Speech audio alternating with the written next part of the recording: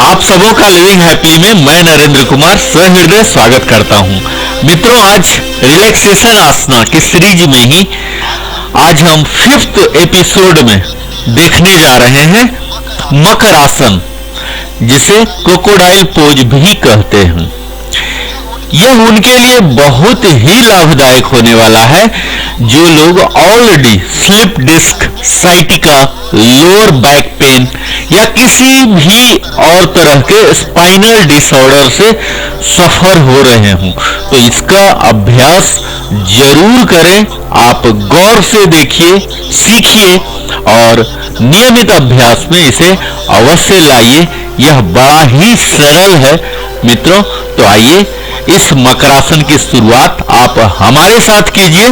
इसकी शुरू करने के लिए हमारा प्रारंभिक स्थिति है, हम पेट के बल सपाट लेट जाएंगे, अपनी कोहनियों को जमीन पर रखते हुए उनके सहारे ही अपने सिर और कंधों को उठाएंगे और ठुड्डी को हथेलियों पर टिका देंगे। अपने स्पाइन को अत्यधिक लाभ पहुंचाने के लिए कोहनियों को एक साथ हमें रखना चाहिए। गर्दन पर दबाव की अधिकता को कम करने के लिए कोहनियों को थोड़ा सा अलग कर सकते हैं। इस मकरासन में प्रमुखतः 2 बिंदुओं पर प्रभाव महसूस होता है। पहला तो गर्दन है और दूसरा है पीठ का निचला भाग। यदि हम अपने कोहनिये सामने वक्ष से अधिक दूर रखें तो गर्दन में तनाव महसूस होता है, और यदि इन्हें वक्ष स्थल से बहुत निकट लाया जाए तो पीठ के निचले भाग में अधिक तनाव महसूस होता है।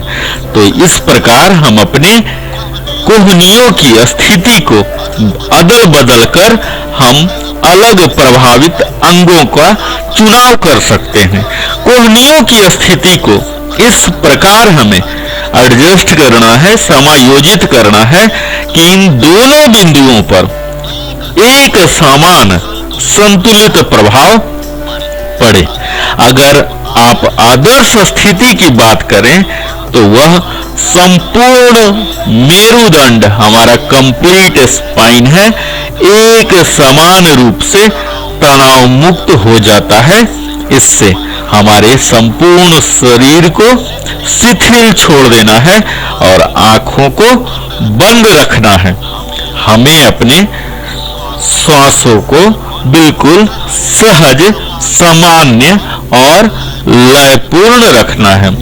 नेचुरल और रिदमिकल रखना है मित्रों। बड़ा ही आसान तरीके से, सामान्य तरीके से ब्रीथ इन और ब्रीथ आउट करना है।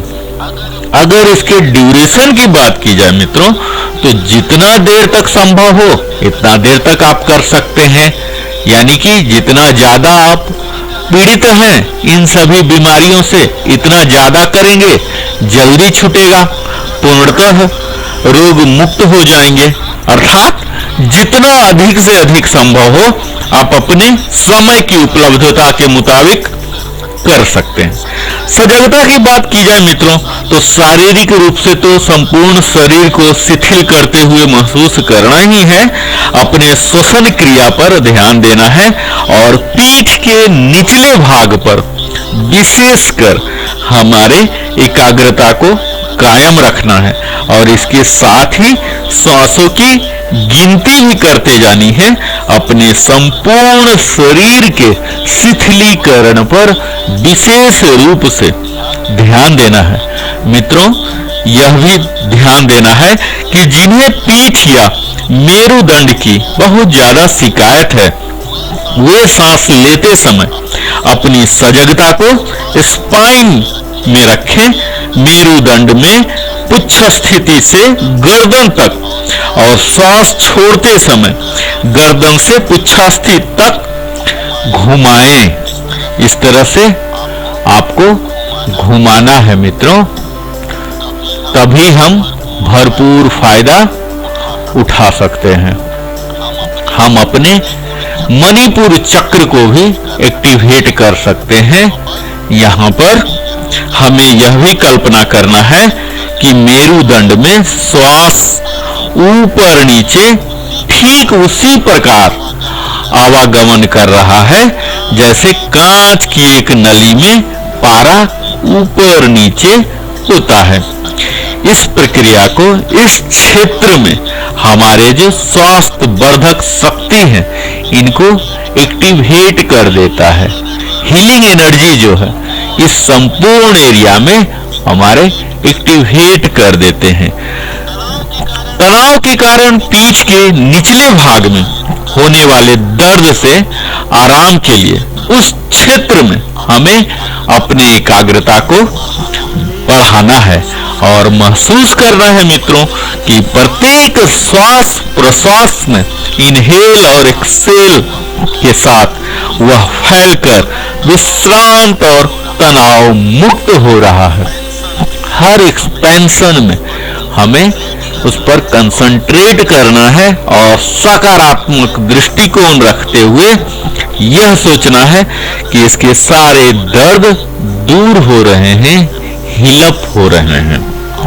हमें अपने अवेयरनेस को आध्यात्मिक रूप से रखने के लिए मणिपुर चक्र पर या नासिकाग्र दृष्टि कर सकते हैं।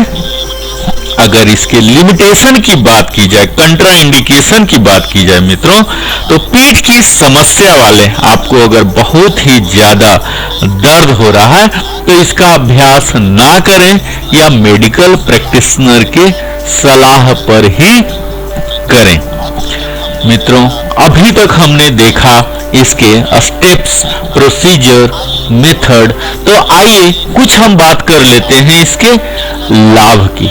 जैसा कि मैंने अपने भूमिका में ही बताया कि जो लोग slip disc, sciatica, lower back pain या किसी भी दूसरे प्रकार के स्पाइनल डिसऑर्डर से भुक्तभोगी हैं, उनके गड़बड़ी है, तो यह उनके लिए बड़ा प्रभावकारी होने जा रहा है।